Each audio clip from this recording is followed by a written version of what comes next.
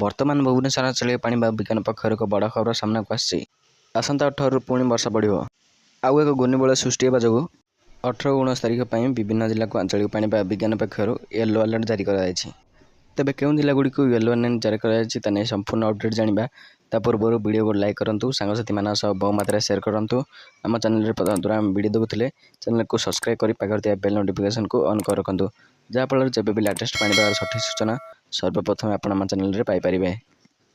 तेज चलते डेरी नक खबर पर नजर पकड़ा वर्तमान जहाँ सूचना मिली सूचना अनुजाई राज्य में एक घूर्णिबल सृष्टि हो सारी एथि 18-19 तारिख में विभिन्न जिला को आंचलिक पाणीपाग विज्ञान पक्षर येलो अलर्ट जारी कर पाणीपाग विज्ञान केन्द्र पक्षर आसंता 2 दिन जाए वर्षा होबार संभावना नहीं।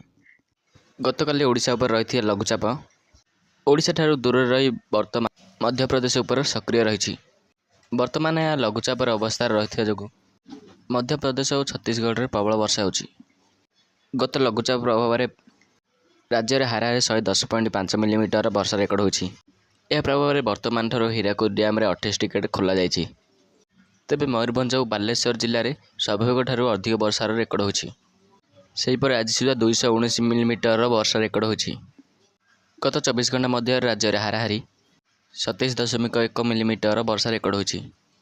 बलांगीर 72.4 मिलीमीटर वर्षा रेकर्ड होता बेले यह स्वाभाविक वर्षा ठारू 1087% अधिक आंचलिक पाणीपाग विज्ञान केन्द्र पक्षर कहुई। बास यह आज मुख्य खबर। तेज आप केउं जिलार आम वीडियो को देखुं आप जिले में वर्षा हो कि नहीं आमको कमेंट बॉक्स में जणाई दिंतु।